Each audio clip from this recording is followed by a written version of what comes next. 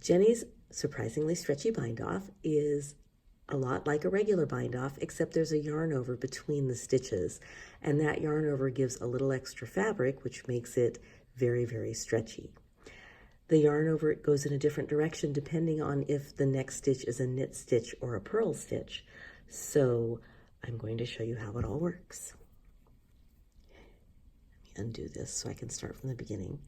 My first stitch here is a purl stitch, so I'm going to go ahead and purl. If your first stitch was a knit stitch, you would knit.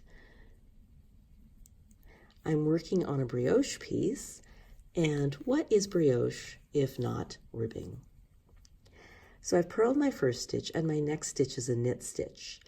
Now, if I'm going to work a knit stitch, I am going to do a yarn over in the reverse direction than I usually would if I was doing a yarn over. So I'm going to bring it over from the back of the needle to the front. And now I can knit that stitch.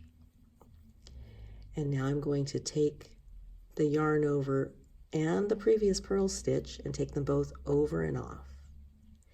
My next stitch is a purl stitch. So before a purl stitch, I do a regular yarn over, and then bring it back around to the front, and I'm going to purl. And now I'm going to, I usually do it this way, take them off, but in order to make this easier to see, I might just move it back.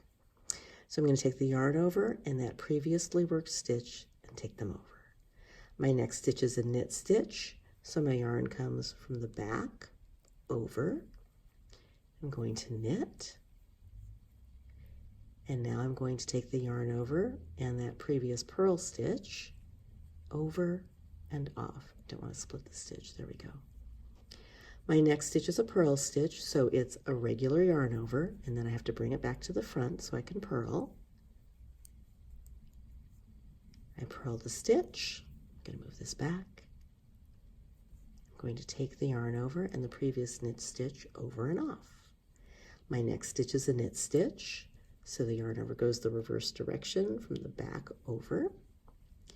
I knit the next stitch, and I'm going to take those yarn over and previous stitch over and off.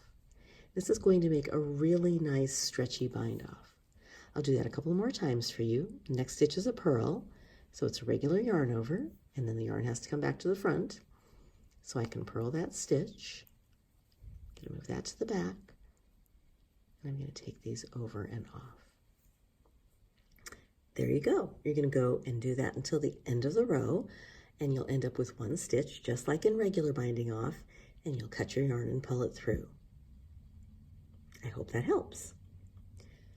Now I'm going to try to show you continental, but I am not a natural continental knitter, so let's see how this goes. My next stitch is a knit stitch, so the yarn's going to come over from the back of the needle. I'm going to knit this stitch, and then I'm going to take the yarn over and that previous purl stitch over and off.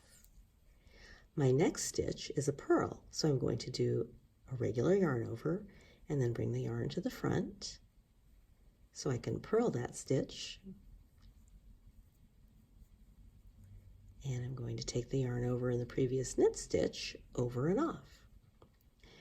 My next stitch is a knit stitch, so I'm going to bring that yarn over from the back over. I'm going to knit the stitch and bring the yarn over and the previous purl stitch over and off. My next stitch is a purl stitch, so regular yarn over, yarn to the front, whoops, purl,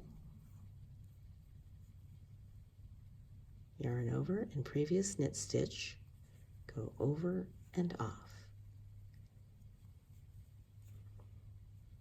And here's a little bit more of that stretchy bind off to show you, but see how flexible that is? It's really lovely. I hope you like it.